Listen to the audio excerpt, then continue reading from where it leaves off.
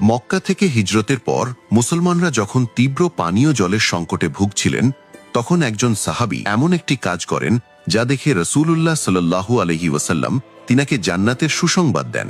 মদিনায় পানীয় জলের দারুণ অভাবের সময় সেখানে কেবল বীর এ রুমা নামক একটি মিষ্টি পানির কূপ ছিল, যার মালিক ছিল এক ইহুদি, এবং সে সাধারণ মানুষের কাছে অত্যন্ত চড়া দামে পানি বিক্রি করত। মুসলমানদের এই চরম কষ্ট দেখে নবী মুহাম্মদ সাহাবীদের মজলিসে ঘোষণা করলেন যে, কে আছো যে এই কূপটি কিনে মুসলমানদের জন্য দান করে দেবে? বিনিময়ে আল্লাহ তাকে জান্নাতে এর চেয়েও উত্তম ঝর্ণা দান করবেন।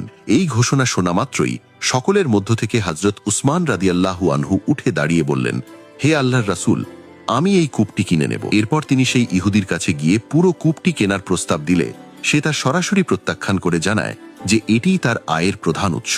উসমান তখন তাকে নানাভাবে বোঝানোর পর একটি চমৎকার প্রস্তাব দেন যে তিনি পুরোটা নয় বরং কূপের অর্ধেক মালিকানা কিনতে চান।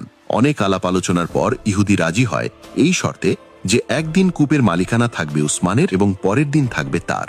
12,000 দিরহামের বিনিময়ে অর্ধেক মালিকানা লাভের পর যেদিন উসমানের মালিকানার পালা আসত, তিনি ঘোষণা করে দিতেন যেন মদিনার সব মানুষ বিনামূল্যে তাদের প্রয়োজন মতো পানি সংগ্রহ করে নেয়।